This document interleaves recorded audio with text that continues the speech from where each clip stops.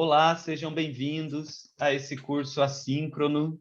Eu estou aqui na presença de grandes pesquisadoras, professoras e colegas, né, para a gente aproveitar um tempinho aqui junto com você que está assistindo esse curso, para a gente discutir um pouco sobre as contribuições da aplicação de testes cognitivos na avaliação da personalidade com técnicas projetivas, né? Esse é um mini curso assíncrono apresentado no congresso da ASBRO. É uma grande alegria, né, para todos nós, professores aqui, colegas desse curso, termos sido convidados, estarmos aqui presente, mesmo que de forma online e assíncrona, né, para a gente poder discutir um pouquinho com vocês sobre esse aproveitamento, né, da gente poder usar técnicas projetivas, uma avaliação usando uma técnica projetiva, associada também à avaliação de aspectos cognitivos, né?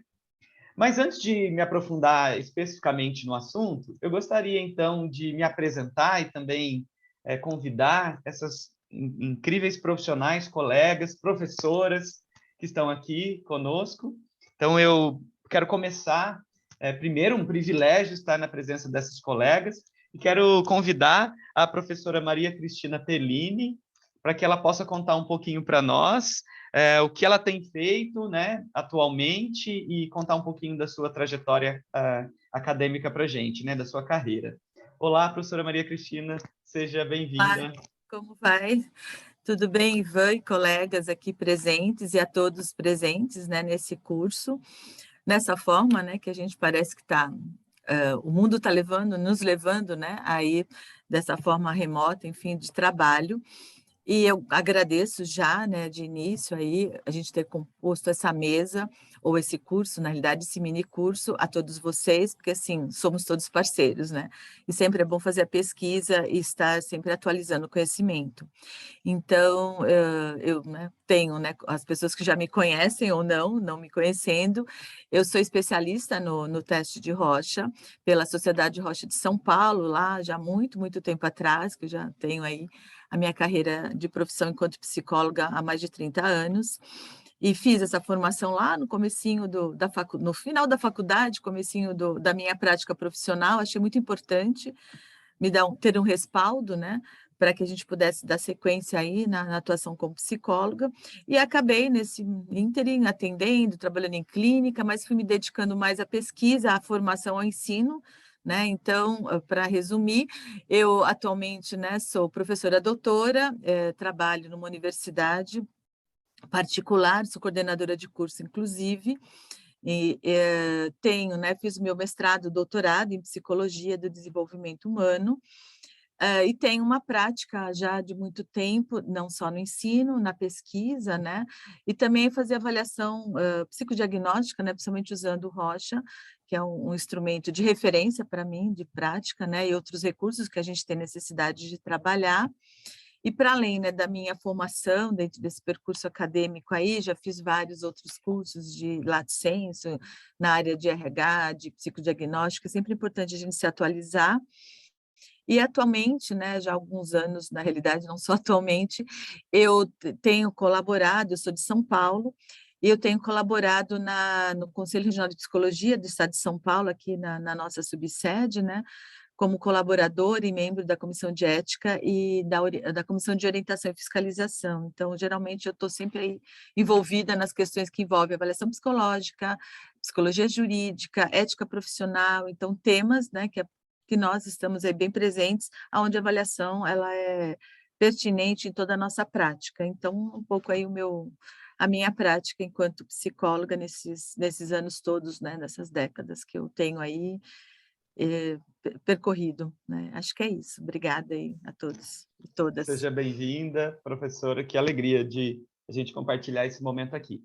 Quero convidar também uma outra professora, que também uma colega. Eu vou até contar para vocês, a gente estava conversando um pouquinho antes, eu com a Andréia, nós fomos alunos da professora Maria Cristina Fellini, a gente está muito contente de, né, sei lá, depois de eu ia falar algumas décadas, mas parece que isso é muito longo, né, Andréia? Então, depois de alguns anos, a gente está aqui junto de novo, né? Continuamos fazendo pesquisa, atuando junto com com a professora Maria Cristina Pellini, Irene, André, enfim, tô ficando empolgado aqui. Vamos lá. Andréia, por favor, conta para a gente um pouquinho do que você tem feito atualmente, conta um pouquinho para a gente de quem é você, da sua trajetória, da sua carreira na psicologia. Fala com a gente aqui, se apresenta, por favor. Bem-vinda. Sim, sim, muito obrigada, né, pelo convite. É um prazer estar participando do congresso da ASBRO. Bom, quem me apresentou, né, o Rocha, né, principalmente aí na teoria do professor Aníbal, foi a professora Maria Cristina, e eu me apaixonei logo que eu aprendi a teoria, e quando eu me formei, eu fui fazer, né, o mestrado. Aí eu fiz um mestrado em avaliação psicológica, utilizando o instrumento Rocha, então também, né, sou especialista aí do instrumento, e atualmente eu estou doutoranda na USP, no curso de Psicologia Escolar de Desenvolvimento Humano. Então, também estou me dedicando aí à pesquisa, à formação, ao ensino. Atualmente também sou professora de uma universidade particular, também sou coordenadora de uma outra faculdade também particular. E, enfim, esta sou eu, professora Andréia, que eu tenho muito prazer de estar aqui com a professora Cristina, com a professora Irene, com o professor Ivan. Seja bem-vinda, Andréia, muito obrigado. Suas contribuições aqui, até pesquisa. Andréia colabora com o desenvolvimento de instrumento, né, Irene? Sempre nos ajudando em coletas. Então, muito obrigado, Andréia, também. Que privilégio, assim, que alegria você estar aqui com a gente. E vou emendar também, já que eu falei Irene, então, né, uma colega, né? Aliás, eu me atrevo a dizer, né, da minha amizade com a Irene, mas eu sei que a professora Maria Cristina Pellini e a Irene também tem uma história de amizade muito longa, né? Enfim, estou aqui. Mas, Irene, se apresenta para a gente, conta um pouquinho o que você tem feito atualmente, a sua trajetória aí. Conta para a gente. Seja bem-vinda, Irene. Obrigada, Ivan. E realmente eu agradeço também estar aqui presente, fazendo parte aí desse mini curso e nesse congresso da ASBRO, que é o mais importante congresso, né, de técnicas projetivas que nós temos, e a gente tem acompanhado isso ao longo dos tempos, né? Acho que eu, a Cristina, o Ivan também. Então, é uma satisfação realmente estar aqui com vocês hoje. Bom, a minha trajetória esbarra um pouquinho, né, com a Cristina também, né, porque nós estudamos juntas e demos aula juntas também em alguns momentos aí nesse percurso. Inicialmente eu estava com voltada para, eu tenho especialização e pós-graduação em RH, mas os caminhos me levaram para outro lado, para outra vertente. Eu acabei indo para a parte de pesquisa, né? Fiquei muitos anos no departamento de pesquisa, adaptando testes, e aí eu conheci Ivan e outros colegas, adaptando testes e somos autores de alguns instrumentos de avaliação. E, atualmente, eu voltei para a pesquisa num outro local, mas continuamos, né, desenvolvendo instrumentos, né, para avaliação, e agora estamos juntos aqui nessa oportunidade que nós tivemos para apresentar essa junção, né, de aplicação do Rocha, que eu conheço um pouco, claro, não sou especialista como a Cristina e a Andréia, mas conheço um pouquinho, juntando com os resultados da avaliação cognitiva. Então, é um prazer estar aqui com vocês e obrigada, Ivan. E eu passo para você e pedir também para que você se apresente e fale um pouquinho da tua trajetória e do que você está fazendo atualmente. Muito obrigado, minha amiga. Então, também, de novo, ressaltar a alegria de estar com vocês aqui e também agradecer toda a equipe do Congresso também, que a gente está muito feliz de poder participar. A gente está gravando isso antes do Congresso, então estamos todos curiosos e quem sabe a gente encontra com vocês que estão assistindo aí durante alguma sala, alguma mesa, né? A gente está gravando previamente, estamos muito ansiosos para esse congresso, vai ser muito especial, estaremos todos lá. Me apresentando, então, eu sou o professor Ivan Rabelo também, né? A minha trajetória, ela eu fiz um mestrado em avaliação psicológica na Universidade de São Francisco, lá com a Andréia também, né, Andréia? Somos colegas de mestrado, não de mesmo orientador, nem mesma turma, mas, né, da mesma universidade. Fiz um doutorado na Escola de Educação Física da USP, trabalhando com avaliação de personalidade de atletas olímpicos. Fiz um pós-doutorado na Federal de Santa Catarina com avaliação de competências com o professor Roberto Moraes Cruz. Enfim, atualmente trabalho, terminei um pós-doutorado também na USP com avaliação psicológica utilizando redes neurais artificiais, então tentando envolver um pouquinho de inteligência artificial com avaliação psicológica. Mas isso fica para um outro papo. Atualmente eu trabalho na editora Nila Press, junto com a Irene, na área de pesquisa também, e sou professor da Universidade Paulista também, de uma universidade privada, mas eu já estou contando qual que é, tá? O símbolo aqui na tela. Tenho a alegria de dividir, né, a docência lá e de estar presente tanto na universidade com a Maria Cristina, a Andréa também, são coordenadoras, né? A gente se encontra lá muitas vezes. Bom, gente, então, é isso, tá, Irene? Então, atualmente estou trabalhando na editora e também dou aula no IPOG, que é uma instituição de pós-graduação, né? Bom, gente, no final da apresentação, a gente vai deixar os nossos e-mails também. Se alguém desejar fazer algum contato, né?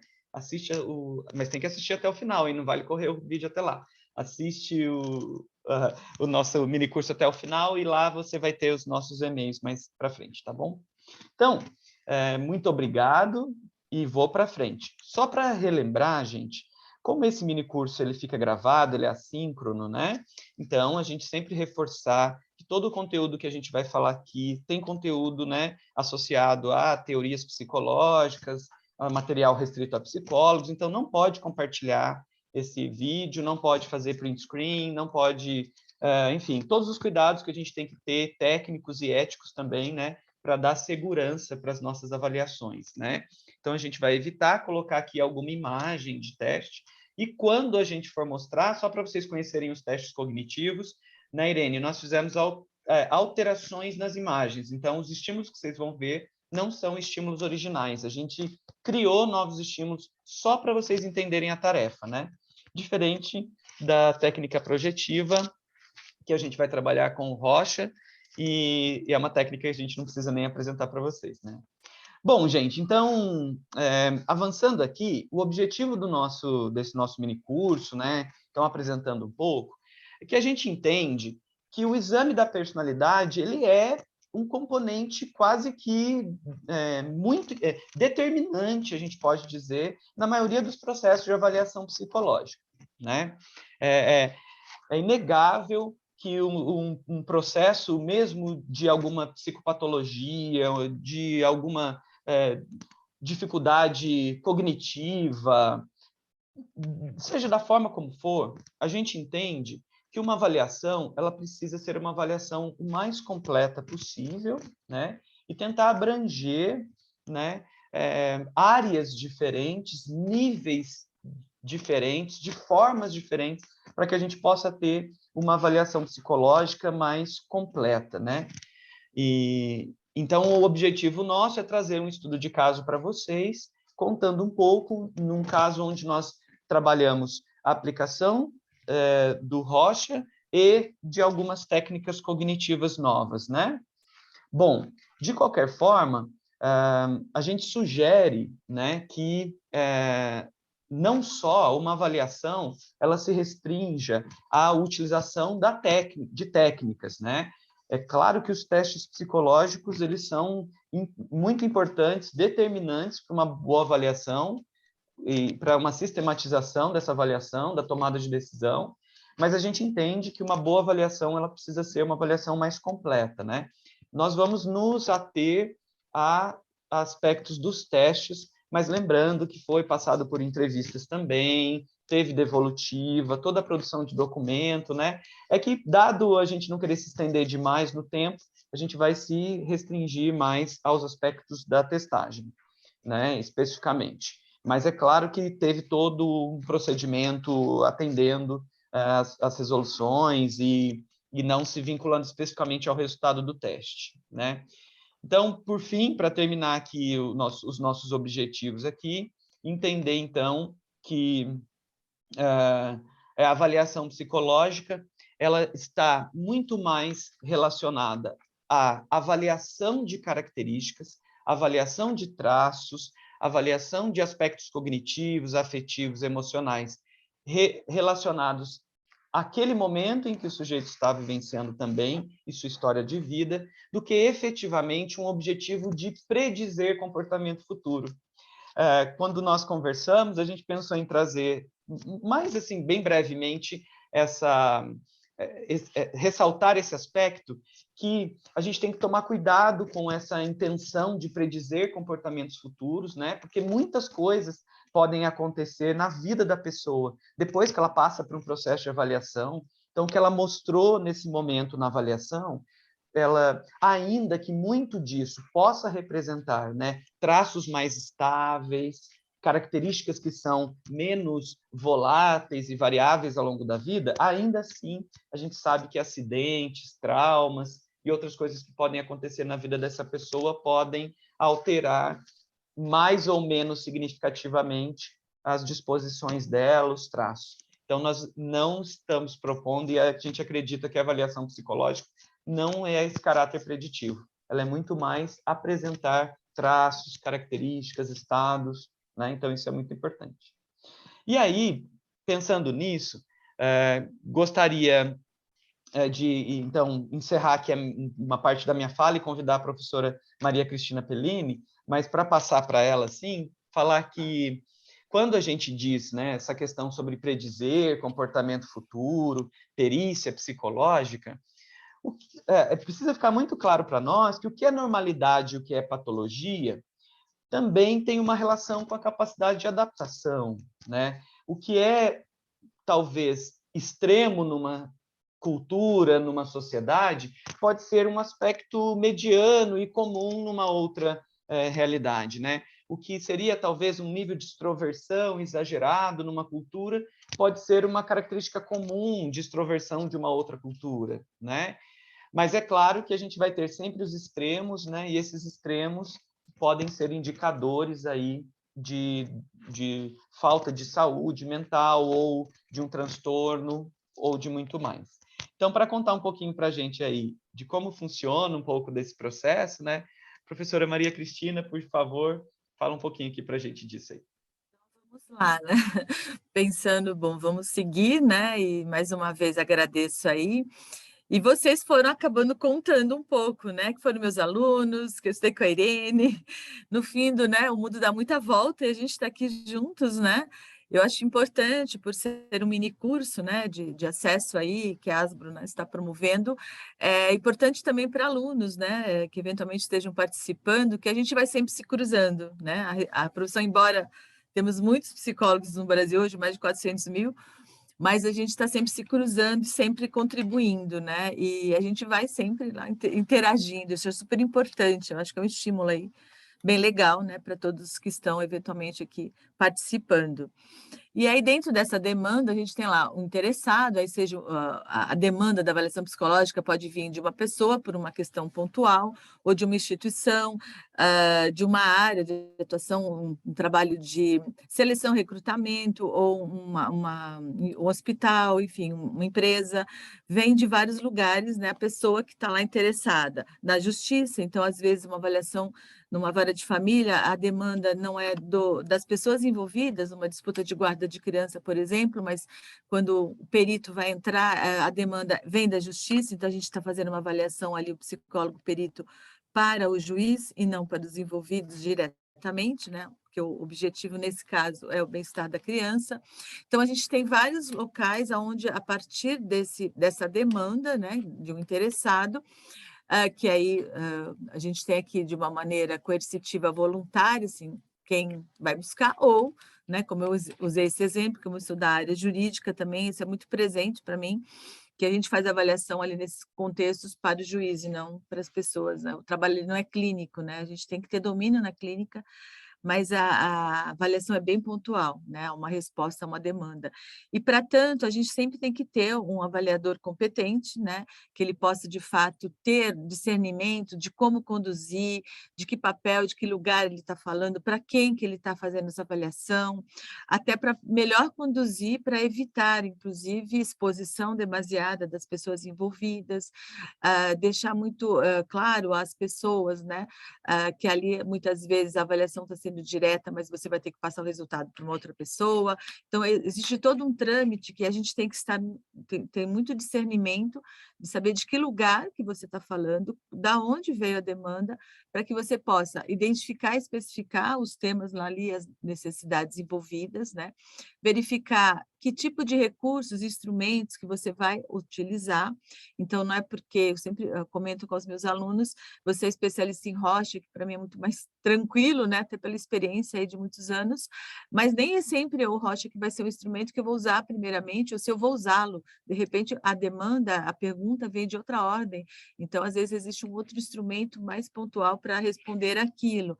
Então, a gente, quando recebe, né, uma demanda, eu tenho que identificar o problema, a questão, e aí verificar que recursos eu vou estar, né, podendo, de fato, utilizar para levantar, né, as evidências, obter as informações necessárias, né, para, no final desse processo, elaborar um documento escrito, que isso assim, é fatídico no nosso trabalho. A gente sempre tem né, em mente que a gente vai, ao fazer uma avaliação, a gente vai, no final desse processo, produzir algum documento, né? Então, tem vários tipos de documento, existe uma resolução específica para isso, que foi atualizada há pouco tempo, até por conta das demandas que a psicologia foi recebendo, então houve uma necessidade de uma atualização, e a gente sempre vai produzir um documento. A partir dessas informações todas, desse documento que a gente vai ali dar as informações do ponto de vista técnico, de maneira qualificada, porque eu fui construindo, né, perguntas e respostas para que eu possa chegar lá à tomada de decisão e passar para quem é de direito, né, para quem foi o que solicitou a decisão e a solicitação da demanda. Aí vou pedir para o Ivan, por gentileza, passar o seguinte. Então, para a gente poder fundamentar essa avaliação psicológica, né, da maneira, dentro das normas da prática profissional, porque, como eu falei há pouco, nós somos hoje mais de 400 mil psicólogos no Brasil, então, somos muitos profissionais, né? Só que todos temos que falar da mesma linguagem, porque somos psicólogos. Então, a gente tem também, em 2018, foi atualizada uma resolução que tínhamos anteriormente, que é a 9 de 2018, que justamente vai estar definindo critérios, né, técnicos de como a gente vai trabalhar instrumentos, a validade, precisão, fidedignidade dos testes que são utilizados. Essa resolução exige, né, e a anterior também já exigia, que isso é uma questão fundamental para o psicólogo, né, utilizar o instrumento, ler o manual do teste, seguir criteriosamente as informações que estão ali passadas, o rito, né, que foi ali pré-definido para aplicar aquele instrumento, não podemos fazer nenhuma alteração, porque justamente o estudo foi indo de encontro para aqueles critérios daquela maneira, né? E essa resolução, ela vai dizer, do ponto de vista fundamental, os recursos que a gente vai trabalhar, e ela traz uma questão que é nova, da resolução que era de 2013, anterior, que a gente pode sim, né, utilizar recursos que complementem a nossa avaliação. Então, às vezes, além da entrevista, é o contato com uma instituição, às vezes é alguma informação que a pessoa te traz que você pode utilizar. Às vezes tem um exemplo, né? A gente tem lá o procedimentos, desenhos, procedimentos, desenhos, histórias do Walter Trinca, que não é considerado hoje um teste psicológico, mas é um recurso, principalmente quando trabalha com criança, que a gente pode utilizar para complementar a nossa avaliação, né, do ponto de vista técnico.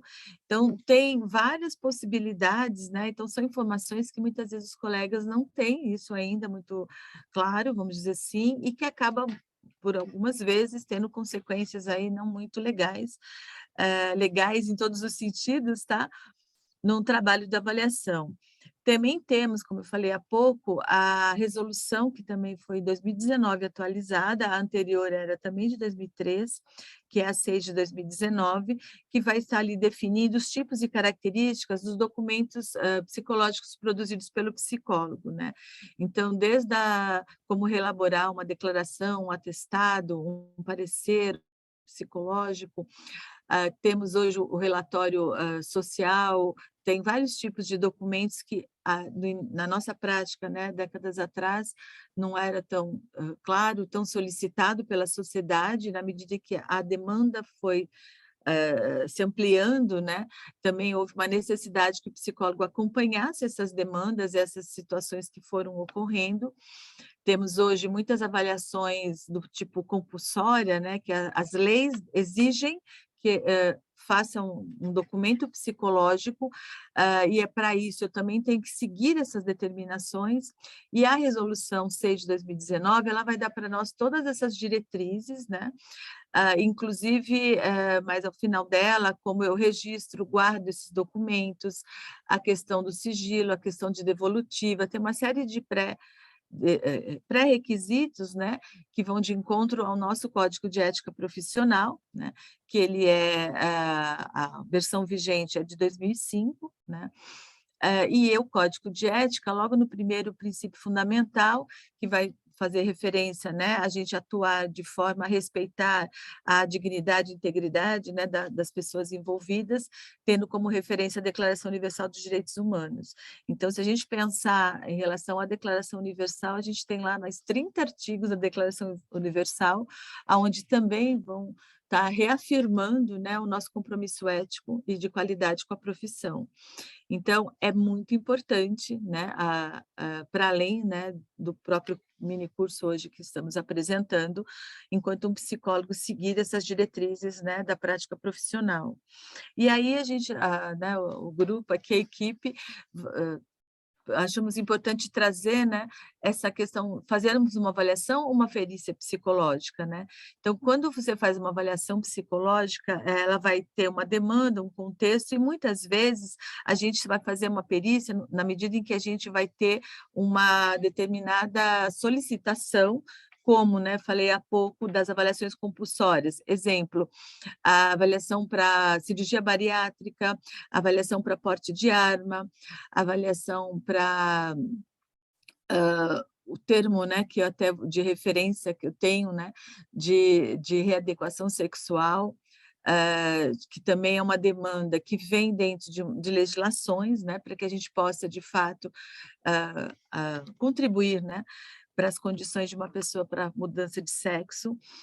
Temos avaliação, tem questões hoje voltadas, né, à alienação parental. Então, tem uma legislação que é de 2010, se não me engano, 10 ou 11, que vai estar trazendo também, né, a exigência, né, em questões na área da justiça, né, sobre a alienação parental, então, onde o psicólogo também vai estar ali contribuindo nessa questão.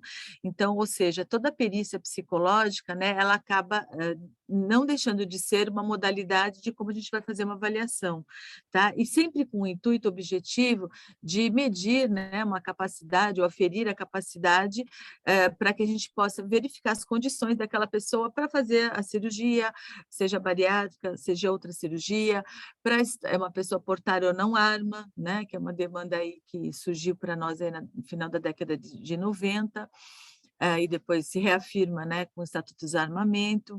Enfim, então a gente tem muitas questões voltadas, né, à perícia, que vai ser dentro de uma questão judicial propriamente dita, como eu falei, nas varas de família, varas de infância, via justiça, ou numa questão extrajudicial, onde você vai fazer também para contribuir. Então, elas estão sempre trabalhando em conjunto. E hoje, na nossa prática, que eu digo hoje, da década do século XXI para cá, né, 2001 para frente, nós começamos a ter muito mais, sermos muito mais solicitados para fazer essas avaliações. Haja visto várias resoluções, legislações de âmbito federal que passam a inserir, né, o trabalho do psicólogo, valorizando, inclusive, a qualidade do trabalho que a gente tem apresentado aí no decorrer aí desse tempo todo, desde do reconhecimento da nossa profissão aqui no Brasil, né? Ô, Então, professora Cristina, oi, deixa eu até comentar uma coisa que você falou e claro. saltou para mim aqui, foi o seguinte, além de uma questão, de uma solicitação, por exemplo, de um juiz, numa questão pericial, é muito importante a gente destacar aqui para quem estiver nos assistindo, que assim como a gente pode ter um perito designado, né, um perito psicólogo designado para fazer uma avaliação, uma outra parte pode solicitar que um outro perito faça uma avaliação também.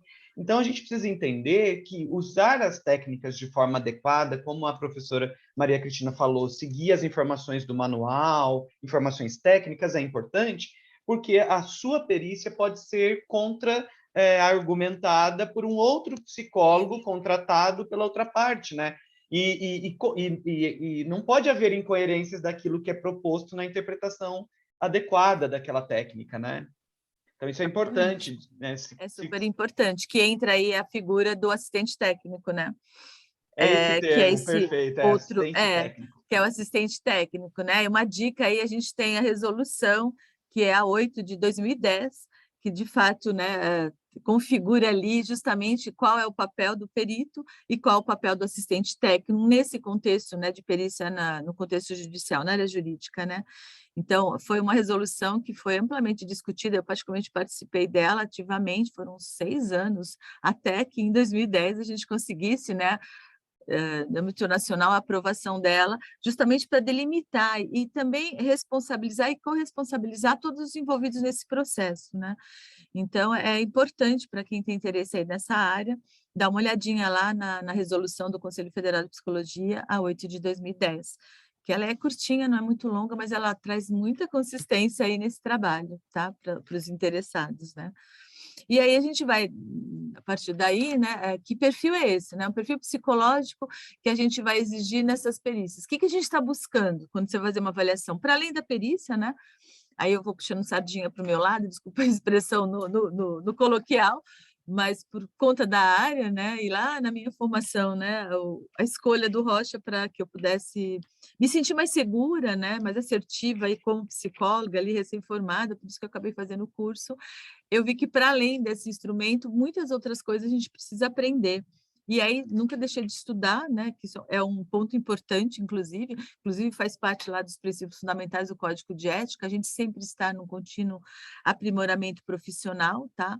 E é importante que a gente, para além, né, de determinadas práticas, a gente sempre, no caso de uma perícia, tenha condições de avaliar as condições perceptivas cognitivas, que o grupo aí, a Irene e o Ivan, mais à frente vão estar definindo, com muito mais assertividade, porque é uma prática, uma área deles muito presente nas pesquisas, né, dos testes, onde o tempo de reação é muito importante, né, que a gente também muitas vezes chama de tempo de latência, a capacidade de detecção e discriminação dos estímulos, que é a atenção, a capacidade de interpretação, que é a memória, e a capacidade de decisão, a inteligência, raciocínio e resolução de problemas. Então, a gente tem, por exemplo, uma área que os psicólogos já me conhecem, meu mestrado, doutorado foi sobre porte de arma, então, esses aspectos, né, a gente sempre batalhou muito para que a gente conseguisse que um psicólogo que fizesse essa avaliação, ele também puder, para além dos aspectos da personalidade, que eram já exigidos à época, também era importante, né, levar em consideração uma pessoa lá que vai andar ou não armada, portar arma, que você também avalie as condições, a capacidade de atenção, de memória, de inteligência, raciocínio, é fundamental. Não dá para ser desconexa uma coisa e outra. As duas fazem parte do mesmo processo. Isso, assim, é fundamental, né? Do ponto de vista cognitivo emocional, que é o que mais as pessoas querem, mas a pessoa tem um perfil ou não, nesse exemplo, né, de portar arma, primeiro eu preciso ver o tempo de reação dela, a atenção, memória, as condições, né, cognitivas que ela tem, percepto-cognitivas, e complementando, né, do ponto de vista emocional, como que ela se apresenta, né, que a gente sabe que isso pode oscilar, mudar, como até o Ivan comentou inicialmente, né? A gente hoje está de uma situação, amanhã acontece uma situação atípica na nossa história de vida, ou não só de uma situação, de um relacionamento, mas às vezes de uma doença, alguma coisa que a gente é cometido que pode estar trazendo algumas alterações, né? De âmbito neurológico, inclusive.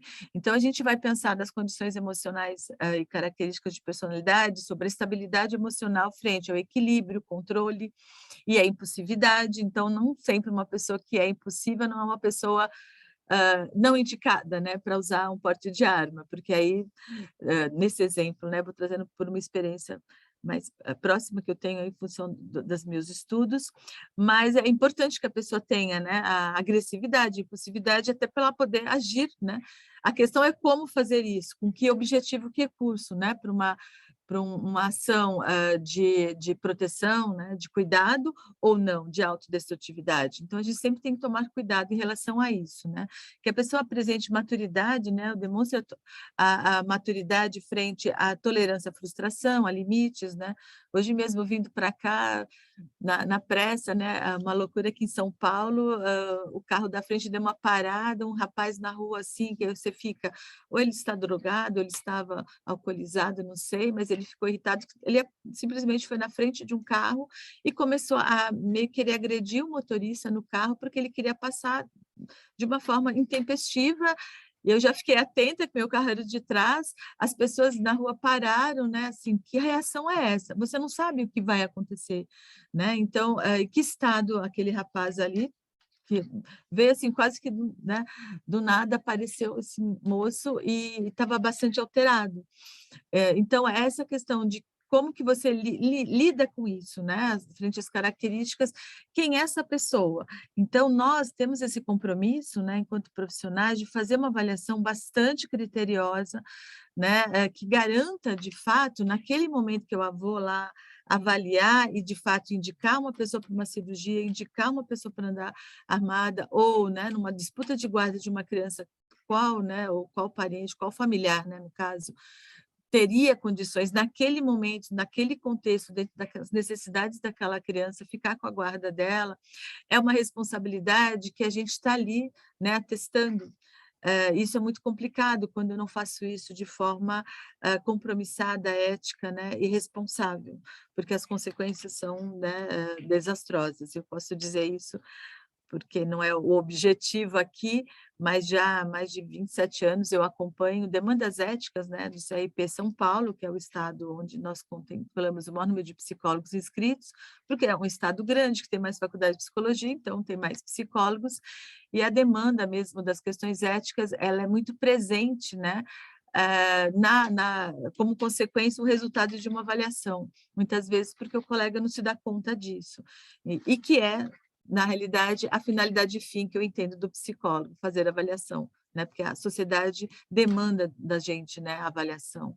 E eu tenho que ter recursos ótimos, instrumentos bastante fidedignos, com pesquisas, né, com qualidade, para que a gente, de fato, faça com qualidade esse trabalho. E aí, indo aí para não começar a entrar em outro viés, né, sobre a avaliação da personalidade propriamente dito, né, destacando um pouco aqui a criatividade aqui viva que sempre tem, né, uns borrões de tinta aqui, umas manchas, ficou bem legal esse slide. A gente, nesse trabalho, esse estudo de caso que será apresentado mais no final pela professora Andréia, onde eu fiz junto com ela, vou dizer assim, numa supervisão, que no fundo quem conduziu todo o trabalho foi ela, quase que fui supervisionando, né?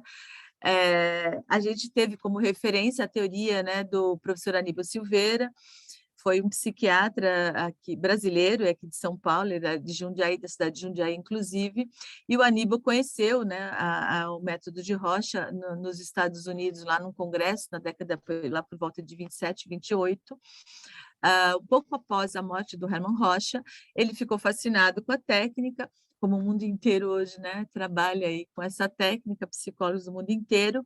Aníbal trouxe para o Brasil, ele era professor da USP, já nos primeiros cursos de psicologia, no primeiro curso de psicologia, também era professor e médico aqui num hospital muito grande em São Paulo, e ele começa a trabalhar a pesquisa do Rocha, e o Aníbal acaba ampliando, né, para além do que o próprio Herman Rocha trouxe até aquele momento, porque o autor faleceu muito cedo, Então, muitos contribuíram, né, após a morte do Hermann Rocha, Aníbal foi uma dessas pessoas, e esse estudo de caso a gente teve como referência, né, a abordagem Aníbal Silveira, que é chamado, né, o Rocha no enfoque clínico, né, que é o Rocha clínico, lá na lista do Sistema de Avaliação de Testes Psicológicos, vocês encontram, né, a abordagem Aníbal Silveira, que é chamado Rocha clínico, no SATEPS, né, como os últimos estudos, né, de validade, precisão, fundamentação teórica aí, que foram atualizados, e a gente tem aí mais alguns anos para frente para manter mais pesquisas, né?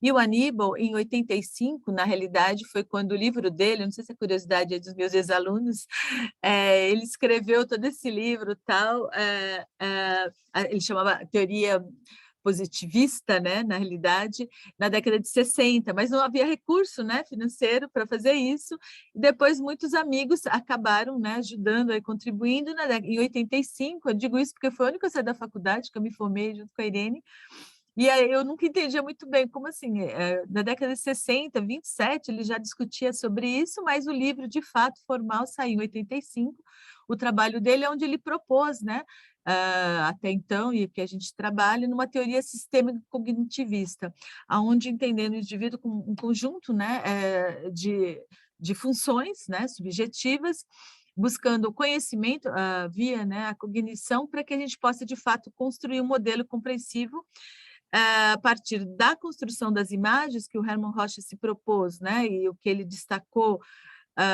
do diferencial, né, na sua época, o como as pessoas viam as respostas e não tanto o que viam, né, e o Aníbal, a partir daí, a partir da construção dessa imagem, o como essa pessoa explicava essa imagem, não tanto o que as pessoas viam, vamos pensar, prancha 5, quem aí, os presentes provavelmente terão acesso, ou já têm acesso às imagens do teste, né? Você vê lá um morcego, que é muito comum à maioria das pessoas, é uma resposta, inclusive, popular, vista como popular, vulgar, mas todos veem. A questão é como explicar essa resposta desse morcego. Então, esse diferencial o Aníbal vai propor, né? Contribuindo aí com o que o Hermann Rocha já havia proposto, né, buscando melhor fundamentar, né, a justificativa, a explicação do que foi visto e como foi vista a resposta. E para ele, a estrutura da personalidade ela vai se constituir, né, dessas funções subjetivas, como eu falei, onde ele define essas funções em três, ele chamou de 3 esferas, né? E a gente pode passar para o seguinte, que ele chama de esfera afetiva, conativa e intelectual. A esfera conativa, né, aos conhecedores e entendedores do Rocha, é muito vinculada a respostas de cor do teste, né, quando a pessoa vê lá cores, azul, vermelho, amarelo, a borboleta vermelha, um cravo branco, enfim, um cravo azul.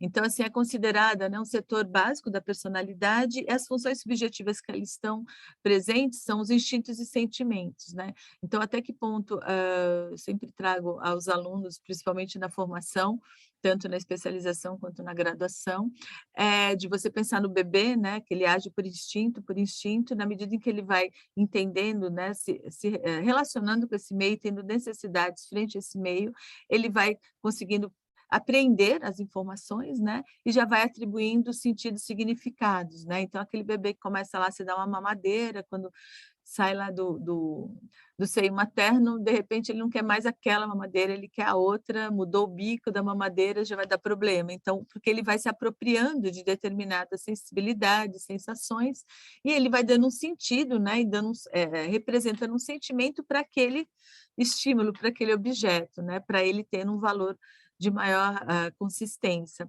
Então, satisfazendo, portanto, as suas necessidades.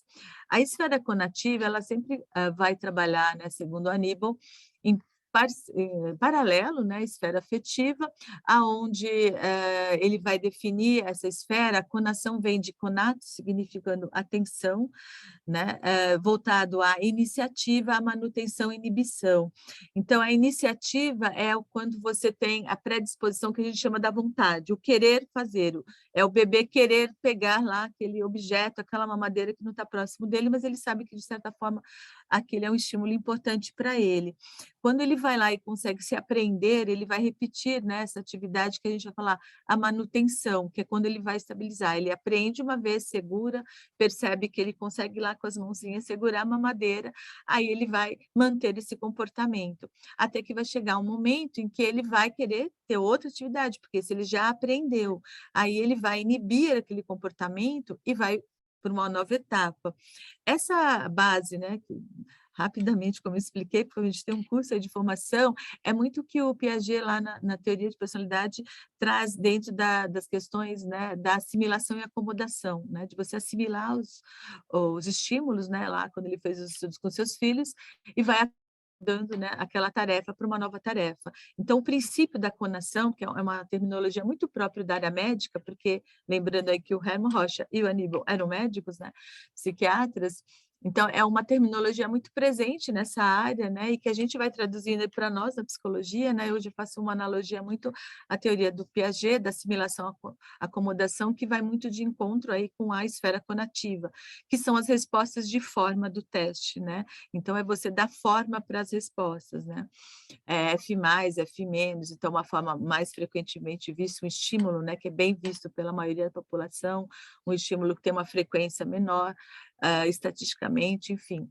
Então, é voltado a isso. Então, a iniciativa é como se fosse dar respostas de forma no Rocha, né?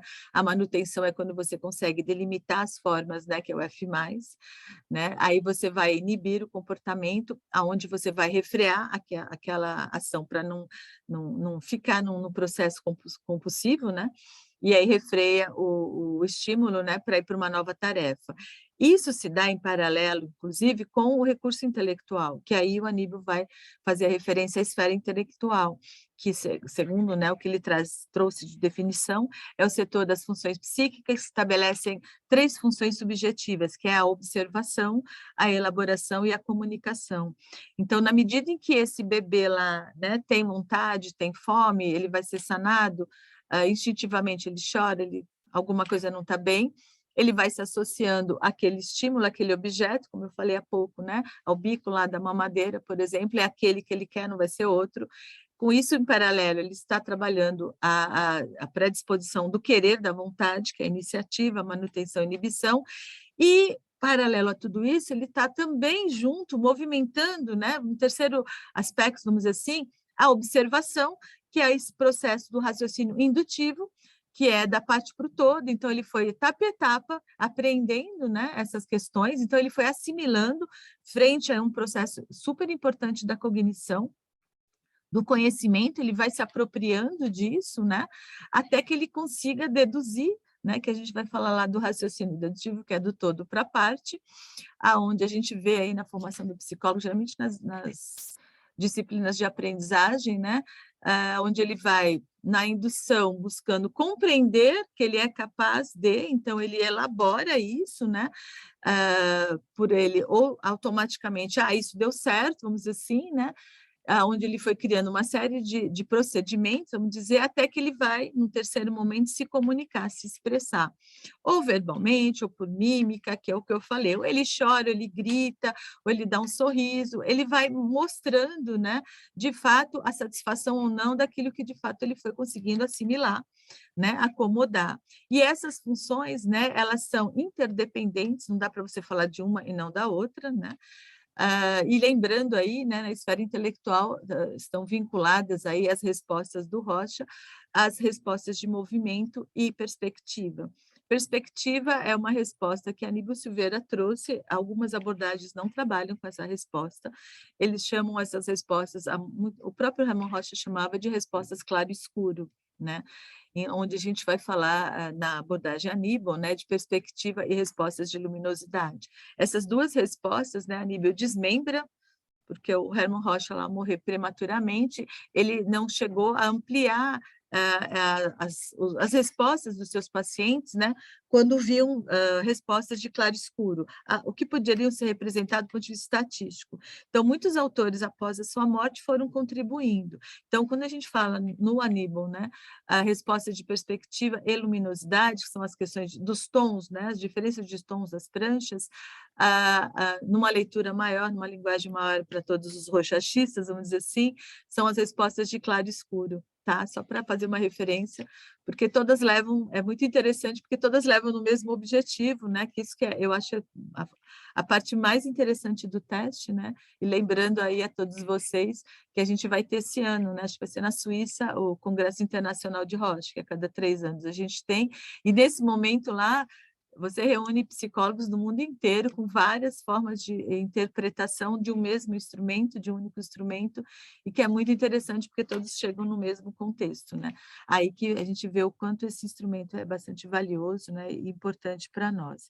Eu acho que é isso, falei demais aí. Nunca! A gente vai se empolgando e, enfim, espero, né? Estou aí depois necessitando, claro, né, para tirar dúvidas. A gente já te aciona daqui a pouco. Tá certo, aí professora. passando aí a bola para, acho que a Irene eu vou seguindo aqui e já chamo a Irene. Tá perfeito. Ivan, fala, por favor, Andréia.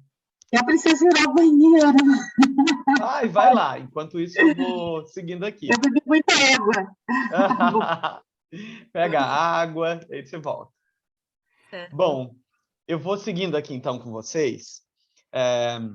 Gente, então, a gente pode falar agora, a professora Maria Cristina trouxe, né, essa brilhante explicação do Rochat, né, Cristina? O tempo é muito curto nesses cursos, né? Se a gente quisesse, enfim, trazer muito mais curiosidades, gente, não teria uma outra pessoa para a gente conversar do que com a professora Maria Cristina Pellini, né? Uma grande estudiosa disso.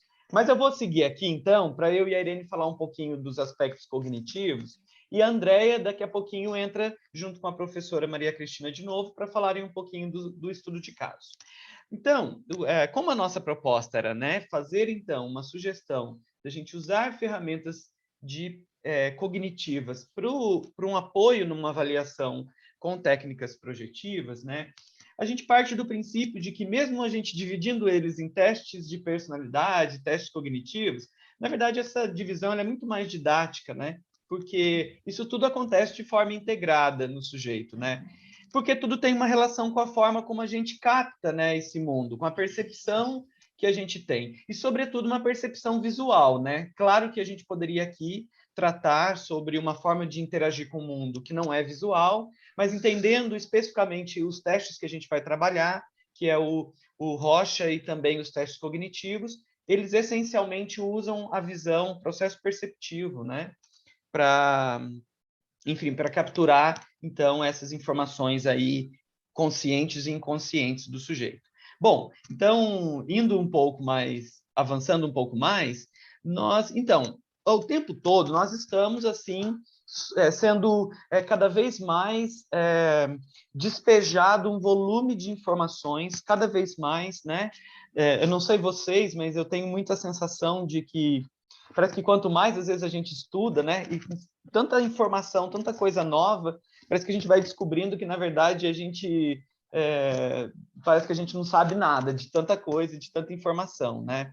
No contraponto, também a gente vive numa sociedade onde, né, você, às vezes, está lendo algo, mas aí é o seu celular que está acionando uma notificação, é o filho, o marido, a esposa que aciona para alguma coisa, no ato do trânsito, de dirigir, né? Então, você está ali no ato de dirigir, mas você também está com o rádio do carro ligado, você tem que olhar para trás no retrovisor, para frente, né, no que está acontecendo, os processos mecânicos automatizados, né?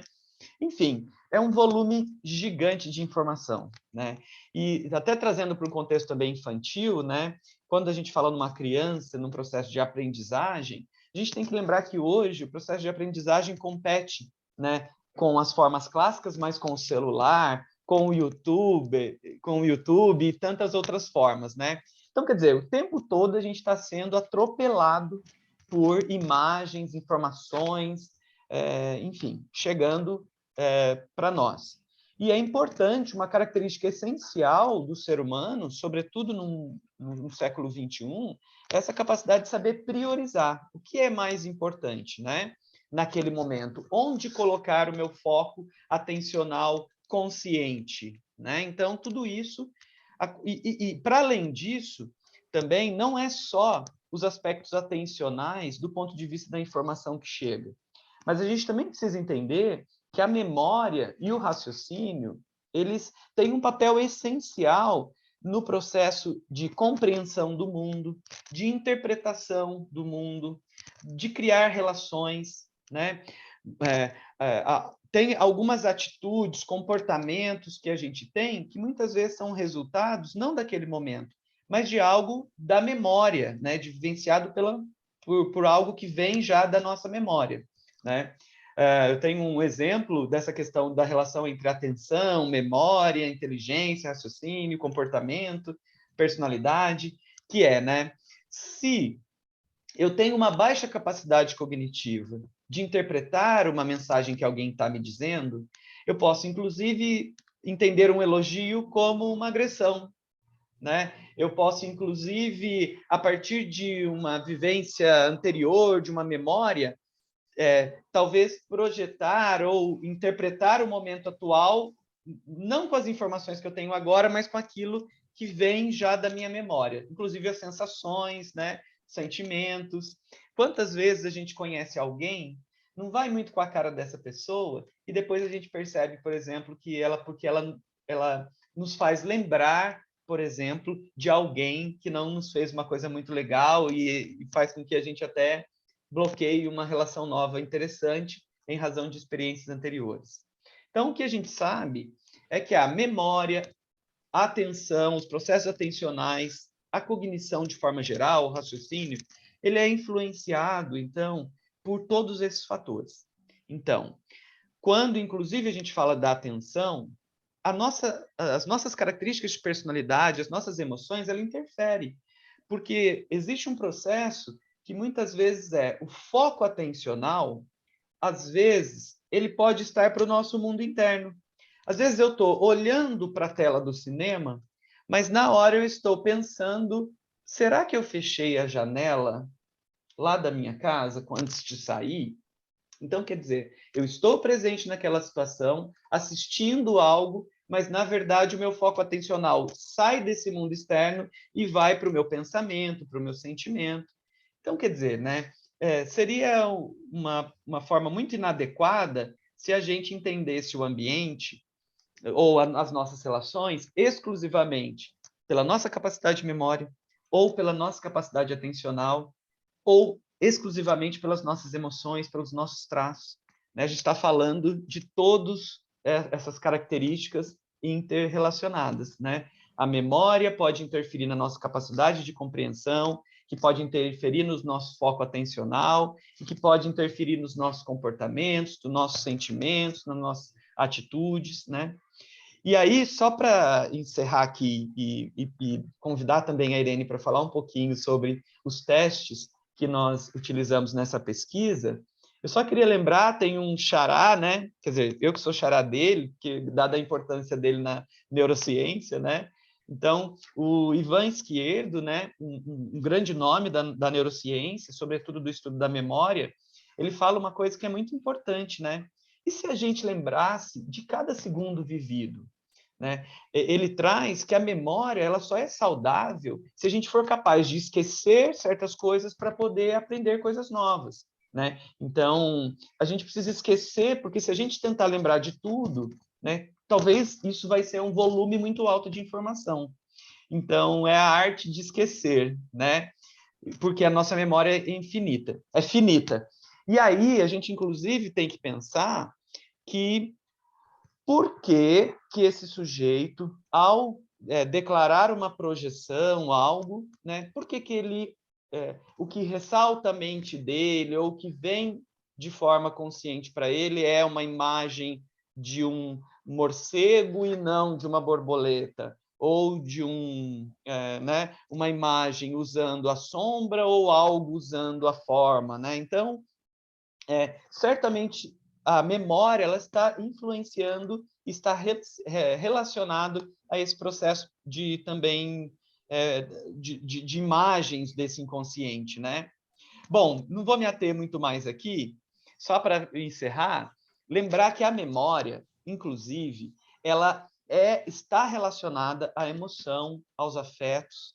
Então, algo pode ficar muito mais fortemente registrado e mais fácil de ser recordado pela pessoa se ela associar mais de um canal então, visual, mas também auditivo ou afetivo, né? Então, talvez eu guarde a receita de uma determinada comida, porque é uma comida que a minha mãe fazia para mim, e isso me traz emoções e afetos, então eu consigo lembrar, até do detalhe de quanto de ml de água é da receita, porque quando a minha mãe fazia, ficava um pouco mais cremoso, porque ela punha um pouco mais de água. Gente, eu acho que eu devo estar ficando com fome, né? Trazendo o exemplo de coisa de comer. Comida. Mas, enfim, lembrar que, então, a projeção, e que é uma forma muito usada no instrumento, ela tem uma relação com isso, com onde está o meu foco, né? Na forma como eu interpreto esse ambiente e na relação com as memórias, né? Afetivas, enfim, inclusive perceptivas também, né? Algo que tocou. E aí eu queria convidar a Irene, então, para ela contar um pouquinho para a gente desses instrumentos que a gente usou na pesquisa e o que eles avaliam aí, Irene. Eu vou deixar você seguir aí agora. Tá bom, eu vou ser um pouquinho mais pragmática, né? Por favor. Para falar de coisas mais pontuais, mas lembrando, como você falou, que tanto a memória, a atenção e a inteligência são funções, né, muito importantes aí no processo psicológico, estão interligados e existe uma dinâmica também com a avaliação dos processos emocionais e utilizando as técnicas, e que fazem parte de toda a avaliação psicológica, das perícias compulsórias, porque elas são funções, né, são processos interligados, né? Então, a gente só separa, né, só para deixar mais claro que a gente fez essa separação para fazer esse curso, né, para tornar essa explicação mais didática, mas tudo isso está interligado, né, está interrelacionado, e a gente vai só explicar um pouquinho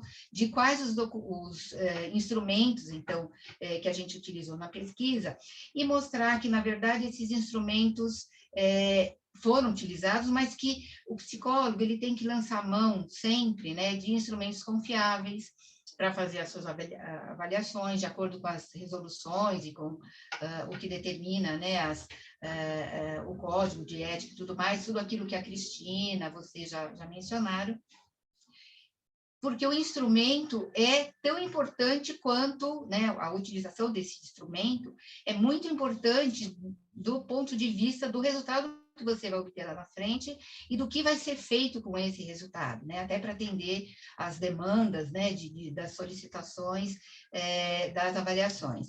Então, o instrumento, né, os instrumentos utilizados é uma etapa também muito importante na escolha, né, dentro desse processo de avaliação.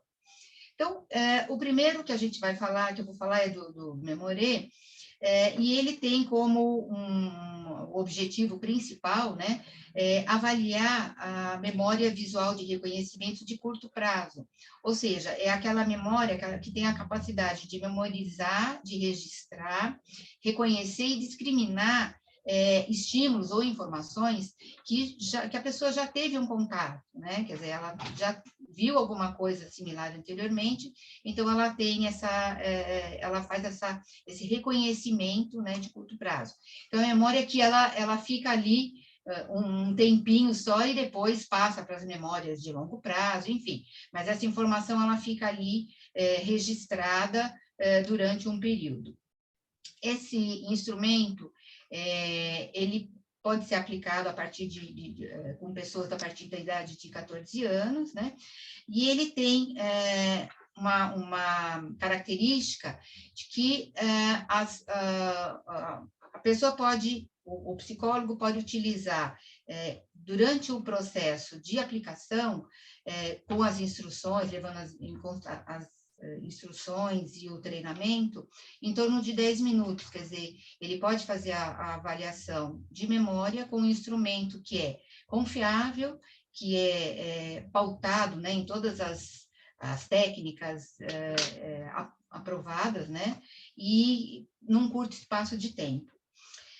Especificamente, só falando rapidamente que ele tem tabelas que podem ser usadas para pessoas com baixa escolaridade, inclusive, né? Então, ele tem tabelas por escolaridade, por faixa etária, e também para alguns contextos mais específicos, né?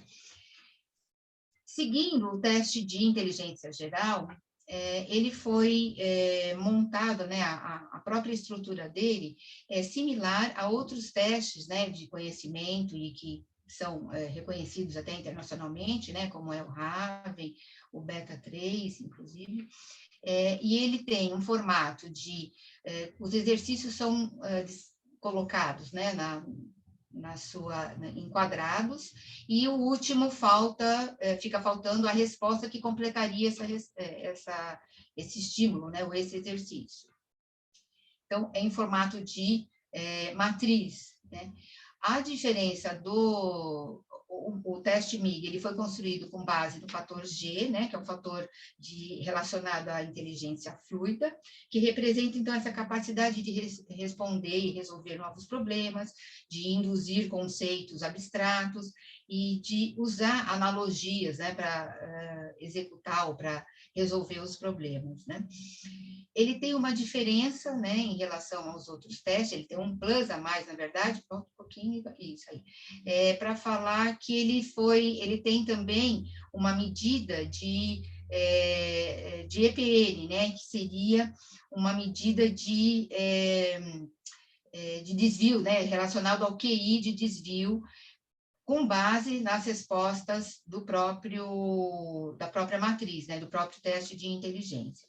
Então, essa é um diferencial, né, que foi adicionado para tornar os resultados do MIG, né, mais próximo de uma avaliação também psicológica. Então, os neuropsicólogos têm aí uma tabela de conversão de pontuação do teste, né, para esse score padrão normalizado, ajudando, né, a entender, inclusive, os tipos de acerto e os tipos de erro, né, cometidos pelo respondente. Então, é um plus a mais que a gente fala, né, que foi acrescentado aí no MIG para avaliação da inteligência. E, por último, né, a bateria rotas de atenção, que ela vai trazer no mesmo material, né, a possibilidade de avaliar os 3 tipos de atenção, né, que seria a atenção concentrada, dividida e alternada. Então, a gente, o tempo todo, como o Ivan falou agora há pouco, né, e a Cristina também mencionou em alguns momentos, a gente tem que ter essa capacidade, né, de focar ou de distribuir o nosso foco atencional em várias situações. A gente está rodeado aí o dia todo, né, nas nossas atividades cotidianas, por vários estímulos, por várias situações. Então, a gente tem que, às vezes, utilizar, né, do foco de atenção para determinada situação, usar mais uma atenção dividida, mais uma atenção concentrada, ou às vezes alternar a atenção, né, dependendo do ambiente, né, a gente tem que estar distribuindo aí um pouquinho de atenção para cada coisa, e o teste, a bateria de rodas de atenção, ela então traz a possibilidade de fazer a avaliação dos 3 tipos de atenção, também num curto espaço de tempo, né, com aproximadamente 2 minutos para avaliar cada tipo de atenção, e, ao final, ela dá também uma medida geral da atenção, que pode ajudar, né, a entender esse sujeito, né, no seu foco atencional, né, nas suas situações atencionais. O estudo de caso, então, foi utilizado, né, nesse estudo de caso foi utilizado os 3 tipos de teste, né, o de memória, o Memorê, o Rotas e o MIG, e agora acho que a Andreia, né, vai falar um pouquinho de como foi essas aplicações e a inter-relação com os resultados do Rocha também. Andréia. Então, dando sequência aí, né, a nossa apresentação, esse sujeito da pesquisa, ele foi acompanhado por mim em psicoterapia individual, 49 anos, profissão policial militar, lateralidade destro e ensino superior completo. Como a professora Maria Cristina também, vou convidá-la para ela participar também aqui na hora da exposição aqui dos resultados e das discussões, foi aplicado o método de Roscher, juntamente com esses outros instrumentos cognitivos, o de atenção, de memória e o de inteligência, juntamente com o Roscher. E à luz aí da teoria de Aníbal Silveira. E nós interpretamos, né, o objetivo aqui, né, dessa interpretação foi levantar assim, o perfil desse paciente, mais fiel e profundo aí da personalidade, e fazer uma correlação com os resultados dos aspectos aí situacionais, estruturais e cognitivos desse participante. É importante que houve o procedimento de acordo aí com o Aníbal, ele sugere, né, que façamos aí um procedimento de análise com o tipo de trabalho mental, ou seja, os aspectos cognitivos foram levantados, utilizando aí os resultados do Roscher, o feitio da personalidade também, ou seja, como a professora Maria Cristina já explicou sobre as disposições conativas e as condições afetivo-emocionais aí do participante, e, por fim, a síntese, que é o resultado, né, da avaliação, que, como a professora também explicou, é o relatório. E lembrando que todos os documentos que nós redigimos, temos que pautar na resolução 006, agora de 2019. Então, nós temos lá o passo a passo, o que escrever, inclusive até a teoria, né? Nós temos que citar referências, numerar páginas, rubricar, enfim, tem várias especificidades. Bom, os resultados, né, referente aí ao Roscher, ele traduz a média aí de capacidade associativa, e ele apresentou uma lentidão no ritmo de trabalho, ou seja, ele precisou de um tempo elevado para se desenvolver. O que significa isso? Significa que o tempo, né, de acordo com as tabelas e normas do Aníbal, tem um tempo específico para ele responder esse instrumento. O tempo que ele levou foi acima, né? Então, de 18 a 48 minutos, é isso, né, professora Maria Cristina? Segundos, 18 a 48 segundos. Segundos, e ele demorou mais tempo.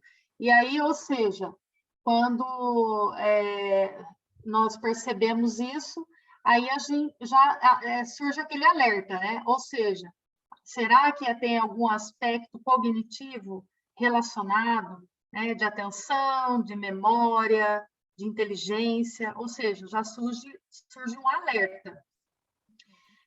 Bloqueios afetivos, tendência a se retirar da competição intelectual, ausência de concentração, dispersão do pensamento. Bom, referente a esses aspectos, o que isso significa, né? Esse paciente, especificamente, ele era uma pessoa muito ativa, dinâmica, e ele sofreu um acidente em que foi acometido aí por um acidente de trânsito que sofreu politraumas. Então, ele de uma hora para outra, que ele era superativo, ele passou a ser acamado. Então, quais são aí, né, as consequências, né, que o Van ele comentou? Ou seja, nós podemos ter alterações devido ao momento em que nós estamos vivendo. E ele estava apresentando essas características. Referente aí ao teste de memória, o de atenção e o de inteligência, foi utilizado a tabela da população geral, tá? Só para deixar bem específico aqui para as pessoas. O percentil 25, né, médio inferior, a inteligência percentil 35, deu na média, e referente aí às rotas de atenção,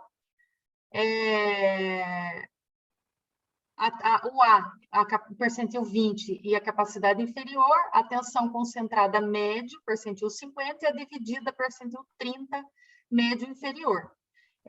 Eu gostaria também de convidar a professora Maria Cristina para ela também falar um pouco sobre esses resultados, né? E aqui essa análise, né, que nós fizemos em relação ao Rocha com esses instrumentos cognitivos. Então, frente, né, a quando você traz ali, né, a professora traz, Andréia, a dificuldade, a lentidão dele na produção, então ele até consegue no teste dar um número de respostas dentro do esperado, do ponto de vista estatístico, em relação à idade dele, enfim, tudo isso, mas ele é muito lento. Ele não tinha, né, ele foi acompanhado durante, né, um tempo por psicoterapia pela Andréia, né? Aí você vai me ajudando aí nessa parte, Isso que você que mesmo. me atendeu, né? Ele era ativo e tudo mais, né? E, de repente, ele passa a ter uma lentidão, que foi o que ela bem destacou, chamou atenção. E foi muito legal, assim, importante esse trabalho, né, que a gente acabou fazendo com esses instrumentos da Nila, né?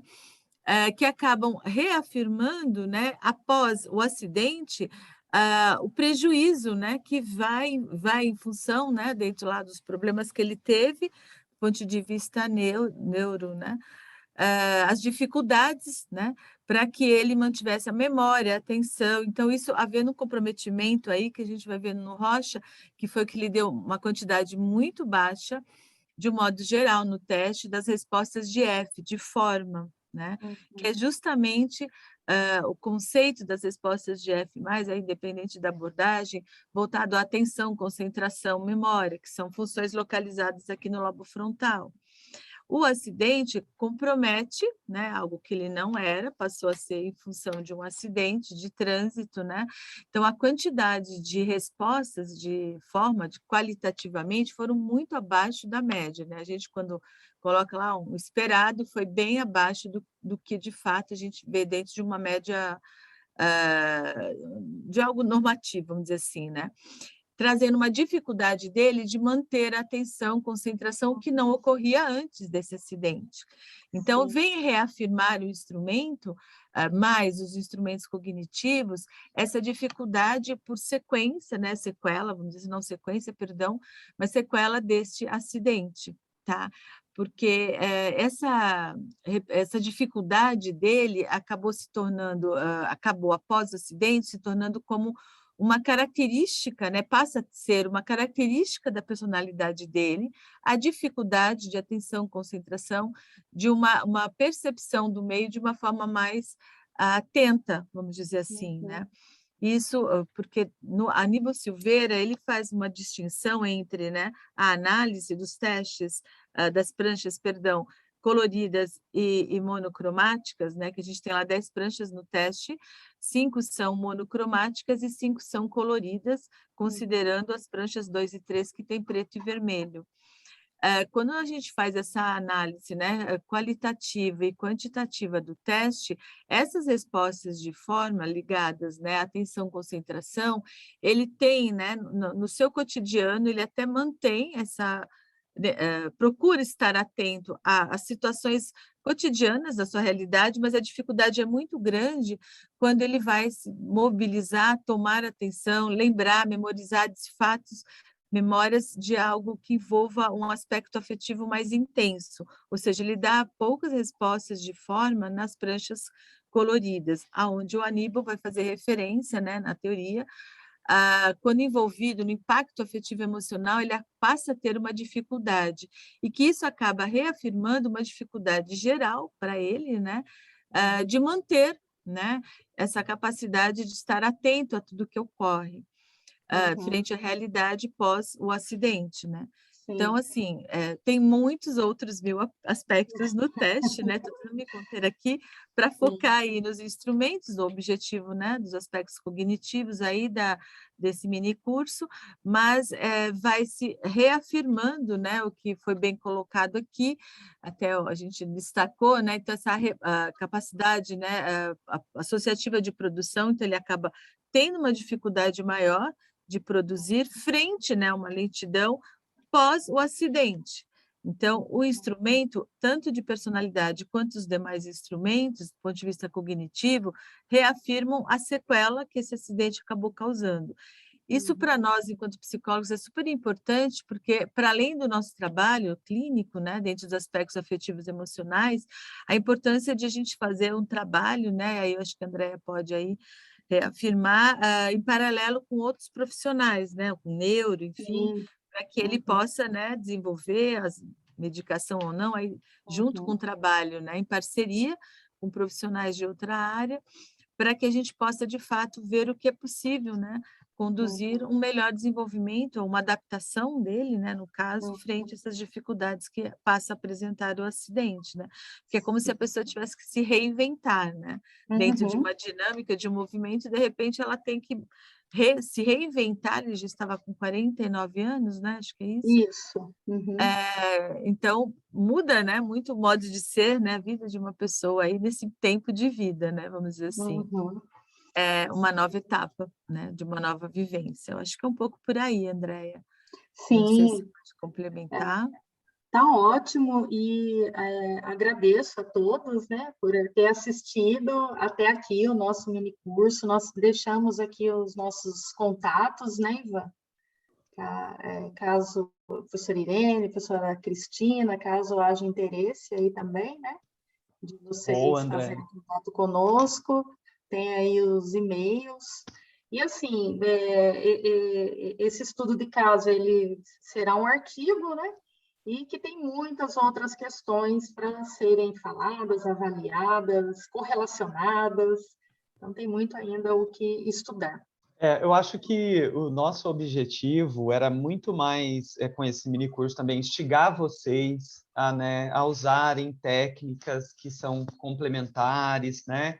E muitas vezes a gente fica muito focado nos aspectos afetivos, né, emocionais, num contexto mais clínico, né, de atendimento, mas pode ser muito importante também para o bom desenvolvimento do processo avaliativo e até depois psicoterápico, né, Andréia? A gente fazer uma avaliação completa, né?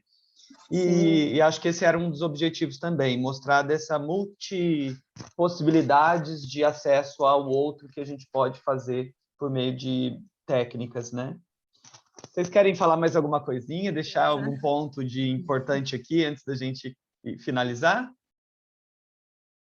Eu só queria, assim, ressaltar a importância de se avaliar, né, o todo e não um único aspecto, né? Eu acho que o ser humano ele tem que ser avaliado no todo e mesmo que a gente recorte ou faça pequenas, né, recortes aí para avaliar um pedacinho, né, da memória, da inteligência, da atenção ou de algum aspecto de personalidade, algum traço, alguma característica, mas ele tem que ser visto no todo e sempre relacionado ao contexto que ele está inserido também, né? E além da demanda da própria avaliação, mas tem que ser observadas esses outros aspectos, né? Onde ele está inserido, qual é o papel dele, né?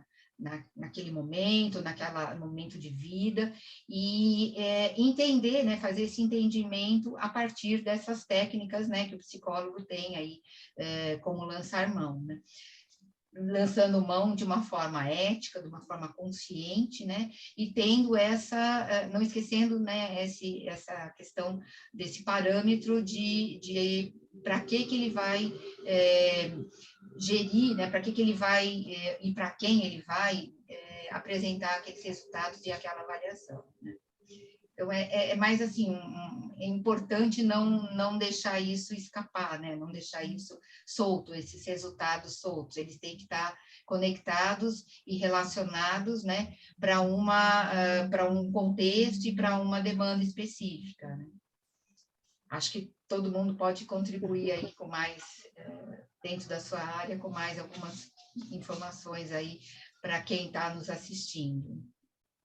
Perfeito. Professora Andréia, professora Maria Cristina.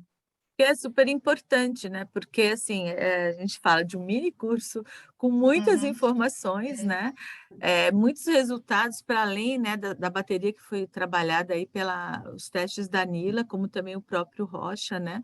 A da avaliação. Então, assim, a gente tem uma riqueza, né, de informações que podem contribuir muito, né, para o desenvolvimento. Eu estava lembrando aqui a Irene falando, acho que eu pensei um pouco nesse paciente, né, que a Andréia acompanhou, está acompanhando, né, de como essa pessoa vai buscar se reinventar, né, a partir de um determinado momento de vida, um fato, né, um incidente que ocorre, né, e quanto a psicologia pode contribuir, né, de buscar recursos, né, que ele tem a partir, né, dessa situação que ocorreu, de como a gente pode melhor ajudar essa pessoa, né, conduzi-la de um bem-estar, né, de uma saúde mental aí dentro dentro das possibilidades, né, porque é o que a vida nos traz, né, a gente sempre está se reinventando, né, e encontrando formas, e eu acho que a psicologia, né, tem tido, e eu não posso, assim, não tenho dúvidas sobre isso na realidade, né, porque a gente da década do reconhecimento da profissão para cá, a gente está inserido em muitos contextos, né? Dizem agora, atualmente, né, que é a profissão do futuro, né, que é estudar e entender melhor, né, esse comportamento humano, como se dá, como que a gente vai estar trabalhando, né? Haja visto aí a quantidade que a gente tem tido aí de alunos, de pessoas interessadas em psicologia, né, em todas as instituições, seja pública, particular, porque eu acompanho isso para além, né, da instituição que eu trabalho, via, né, o Conselho de Psicologia aqui de São Paulo, mas assim, é uma contribuição que tem trazido um valor muito importante, né, para a sociedade, e isso eu acho que também prova, né, a competência, né, o compromisso dos psicólogos até então, né, e acredito que os que vão estar chegando aí em breve, né, que estão aí de formação também contribuindo, manter, né, essa qualidade desse trabalho que a gente tem oferecido aí para a sociedade brasileira, né? Eu acho que é um pouco isso, né? Eu acho que técnicas, para mim, particularmente, nos dá muita segurança, né? Para além da nossa capacidade aí, de todo o conhecimento da psicologia, elas vêm reafirmar, né? Tudo aquilo que a ciência psicológica pode oferecer. Eu acho que isso, para mim, é fundamental, né? Sim. E acho que é isso, e agradeço muito aí estar presente com os meus ex-alunos, colegas psicólogos, colega de vida aí, a Irene especialmente, né, nesse momento, a gente tem muita história juntas, e é isso, gente, a gente está sempre aí atentos, né, à psicologia, e continuar, né, no trabalho e o compromisso de todos e todas, né, acho que é isso, e agradeço aí. Muito bom. O convite aí da Asbro também, né, a importância dessa possibilidade, né, de nós estarmos aqui. Um beijo para todo mundo. Beijo, obrigada. Isso aí, gente. Então, André, você quer falar mais alguma coisa, André, do caso? Senão, já vou encerrando por aqui. Não, só fechando, Por né, favor. que foi muito importante esse atendimento para esse paciente, porque trouxe mais qualidade de vida, reflexão, escolhas, né, existiam algumas questões pessoais que também foram trabalhadas, então, proporcionar qualidade de vida e saúde mental, eu acredito que seja o nosso papel como psicólogos. Bom, É isso aí. Eu fico sempre Certeza. pensando, ouvindo, aprendendo sempre com a professora Pellini também, com a Andréia, com a Irene, da gente entender, né, que a avaliação, as pessoas, os profissionais, psicólogos, né, eles ficam muito focados até no processo, né, mas a gente tem que entender que quem está ali na nossa frente é um ser humano e que, muito mais do que classificá-lo ou diagnosticá-lo, né, muito mais importante que isso é o que a Andréia falou, né, que é o quanto que isso pode trazer um prognóstico mais, né, facilitador para a vida dele, algo que contribua para o desenvolvimento e não só crie um rótulo ou, né, aquilo que a gente fica até arrepiado, o perfil, qual é o meu perfil, né? Muito mais do que classificar, é entender como que isso é na minha vida, né? Bom, gente, então quero agradecer vocês, claro, agradecer muito a professora Andréia por toda a competência e por ter cuidado desse caso com tanta atenção, professora Maria Cristina Pellini também. Eu acho que eu tenho certeza que eu posso dizer pela André e pela Irene, mas é um privilégio a gente te ouvir. Cristina, assim, sempre a gente aprende mais. Eu sei que quem está assistindo aprendeu, mas com certeza nós três aqui que estamos te ouvindo, a gente também aprendeu muito, viu? Muito obrigado. Então, gente, a gente vai deixar para vocês esse material gravado, né? E vocês têm os nossos e-mails aqui. Se alguém quiser fazer alguma questão, depois também pode enviar algum e-mail diretamente, né, para alguém que esteja interessado. E com isso também, eu acho que eu vou encerrando essa nossa gravação.